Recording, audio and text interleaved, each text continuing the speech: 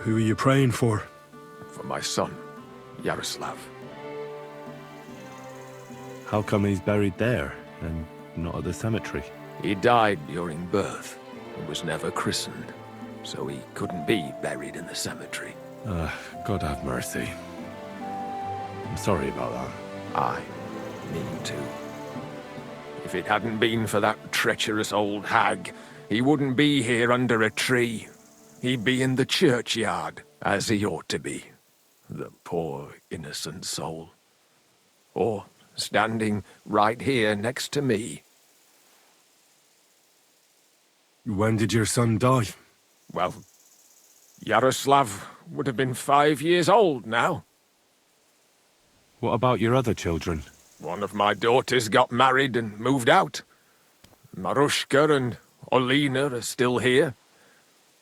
Once they get married, I'll be left all alone on the farm. Why? One of them could live on the farm with her husband, couldn't she? Lots of fellows would give the right arm for a place like this. Aye, true enough.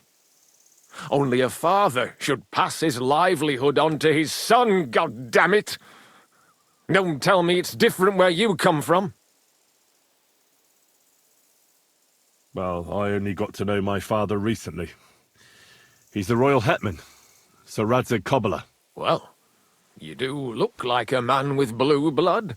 That I can't deny. Well, thanks, but actually I'm a bastard. My ma was a commoner, so she couldn't marry Sir Radzig. Fortunately, his loyal subject Martin took her in and raised me like his own. Out of duty? To be honest, I couldn't tell you. But however it started, they became close. And later, when they died, Sir Radzig took charge of me. So actually, I have two fathers. God's will. There are times I wish I'd died before Yaroslav. I'd have saved myself all the misery since then. And all that's still to come. I don't have any more questions. Thanks. Look, I know relations between you and Bozhena the herb woman aren't good, but it's time to put an end to the animosity. Where are you going with this? That witch deserves no pity. But you're not entirely without blame.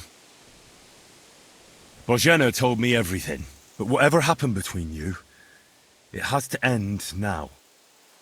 Bozhena came very close to losing her daughter on account of your feud. Your farmhands abducted her, and they killed her sweetheart. But I had nothing to do with that.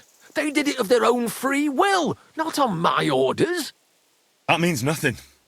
They did it because of you. They wanted you to be indebted to them. But that's not my fault, and I don't see why I should have to make up with Bozhena on account of it.